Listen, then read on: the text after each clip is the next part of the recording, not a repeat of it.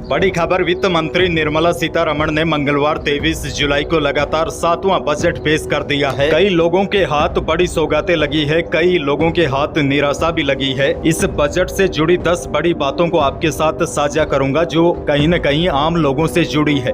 यानी कि हम फटाफट जानेंगे मध्यम वर्गीय परिवार को क्या मिला है, गरीब लोगों को क्या मिला है, किसान भाइयों के लिए कौन सी बड़ी घोषणा हुई है, बेरोजगार युवाओं के लिए क्या बड़ा ऐलान हुआ है। देखिए, सबसे पहले तो अच्छी खबर यह है, मोबाइल फोन और सोने चांदी के गहने सस्ते होंगे क्योंकि मोबाइल फोन और पार्ट्स पर कस्टम ड्यूटी को कम कर दिया है। ऐसे में मोबाइल फोन सस्ते होंगे, साथ ही में सोना और चांदी के गहनों पर भी कस्टम ड्यूटी घटाकर 6% कम की है। तो सोना चांदी खरीदना अब सस्ता होगा। साथ ही में कैंसर की दवा, सोने चांदी, plating, mobile phone, mobile charger, बिजली के तार, X-ray machine, solar sets, leather और सी फूड्स, मोबाइल और चार्जर पर भी कस्टम ड्यूटी घटाकर 15% हुई है। और इसके साथ ही एक और बड़ी और राहत वाली खबर आई है। न्यू टैक्स रिजीम चुनने वालों के लिए अब 7.75 लाख की इनकम टैक्स फ्री हो गई है, यानी उन्हें 17.5 हजार रुपए का सीधा फायदा हुआ है। इसके साथ ही बजट में एक और बड़ा ऐलान हुआ है। सूर्य घर मुफ्त बिजली योजना के तहत 1 करोड़ घरों को 300 यूनिट तक हर महीने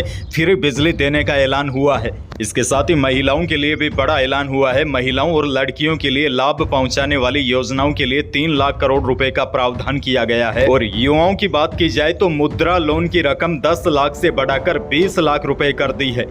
इसके साथ ही 500 टॉप कंपनियों में 5 करोड़ युवाओं को इंटर्नशिप का भी वादा किया गया है। अच्छा, किसानों की बात की जाए, किसानों को क्या खास मिला है, तो आपको बता दूं, किसानों की कमाई में इजाफा करने के लिए सरकार ने कई कदम उठाए हैं। बजट में किसानों और कृषि क्षेत्र के 1.52 लाख करोड़ रुपए का प्रावधान किया गया है। इस फंड से कृषि और इससे जुड़े क्षेत्रों के लिए योजनाएं बनाई जाएगी। इस दौरान निर्मला सीतारमण के पिटारे से किसानों के लिए कई योजनाएं भी निकली। वैसे बजट 2024 में केंद्रीय सरकार का फोकस कृषि के बुनियादी ढांचे को मजबूत करने, कृषि की तकनीकी को बढ़ावा देने और प्राकृतिक खेती की ओर किसानों का रुझान बढ़ाने पर रहा। लेकिन सबसे बड़ी बात यह है कि किसानों को एक बड़ी निराशा भी हाथ लगी है। किसान सम्मान निधि की राशि में बढ़ोतरी और एमएसपी को लेकर कोई भी घोषणा बजट में नहीं हुई और इसको लेकर काफी हो हल्ला भी हो रहा था कि पीएम किसान सम्मान निधि की किस्त बढ़ा दी जाएगी, लेकिन ऐसा नहीं हुआ। हालांकि इस सरकार ने ऐलान किया है, देश भर में 1 करोड़ किसानों को प्रमाणीकरण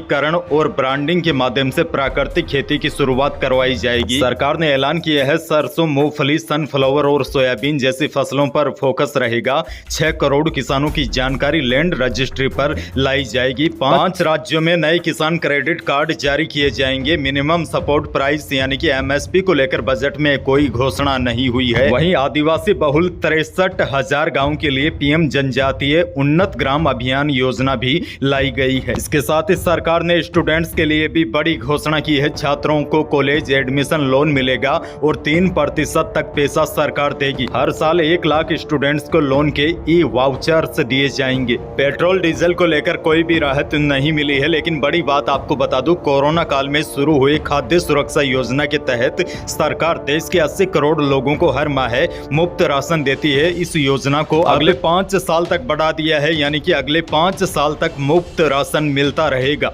तो देखा जाए तो बजट में मोटा मोटी आम आदमियों के लिए तो केवल यही घोषणा हुई है। मोबाइल फोन से लेकर सोना चांदी और कैंसर की दवाएं सस्ती होगी। और बजट में 1 करोड़ युवाओं को खुशखबरी मिली है। टॉप 500 कंपनियों में इंटर्नशिप का मौका उन्हें दिया जाएगा। और इस बजट में सरकार ने छोटे कारोबारियों के लिए भी कहीं न कहीं पिटारा खोल दिया है। छोटे कारोबारियों को 20 लाख रुपए तक का कर्ज दिया जाएगा। अच्छा, आपको बता दूं, एक और बड़ा ऐलान हुआ है। प्रधानमंत्री आवास योजना के तहत ग्रामीण और शहरी क्षेत्रों में 3 करोड़ अतिरिक्त घर बनाने की घोषणा सरकार ने की है। तो बजट में यह बड़े ऐलान हुए हैं जो आम आदमी के हित से सीधे जुड़े हैं। बाकी और भी कई सारी घोषणाएं हुई है, कई छोटे बड़े बदलाव हुए हैं, लेकिन मुख्य और बड़ी घोषणा और गरीब लोगों से जुड़े जो छोटे बड़े पॉइंट्स थे, यह मैंने सभी के सभी आपके साथ साझा कर दिए हैं। वैसे आपको यह बजट कैसा लगा और आपकी कौन सी उम्मीदें इस बजट से थी जो पूरी नहीं हो सकी? नीचे कमेंट बॉक्स में जरूर लिखिए।